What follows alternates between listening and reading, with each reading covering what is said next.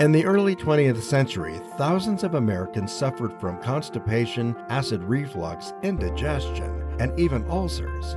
Health reformers insisted that people could improve their digestive health by adding more fiber to their daily diets. Breakfast became a primary way to add more bran to one's diet. Cold cereals made from grains doused in milk offered relief. During the 1900s, products such as grape nuts and cornflakes started replacing meat and eggs on American breakfast tables. Wheaties got its start in 1921 as a result of a fluke.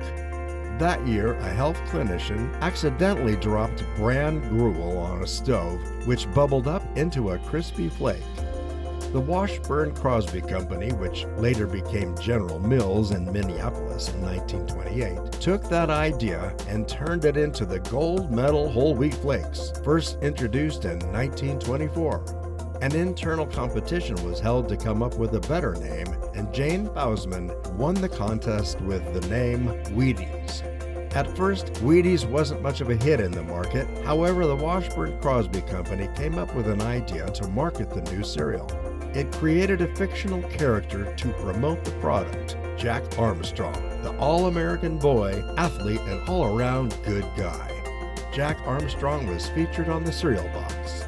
However, sales weren't that great. Wheaties were scheduled to end production in 1929. The Washburn-Crosby Company tried one more thing to sell the cereal, a singing jingle. A barbershop quartet, dubbed the Wheaties Quartet, recorded the first ever song in a radio commercial, which aired in 1926 on Christmas Eve. The simple lyrics are, "Have you tried Wheaties? They're whole wheat with all the bran. Won't you try Wheaties? For wheat is the best food of man. They're crispy and crunchy the whole year through. The kiddies never tire of them and neither will you. So just try Wheaties, the best breakfast food in the land." Have you tried Wheaties? They're whole wheat with all of the bran. Won't you try Wheaties? For wheat is the best food of man. They're crispy and crunchy the whole year through. The kiddies never tire of them and neither will you. So just buy Wheaties, the best breakfast food in the land.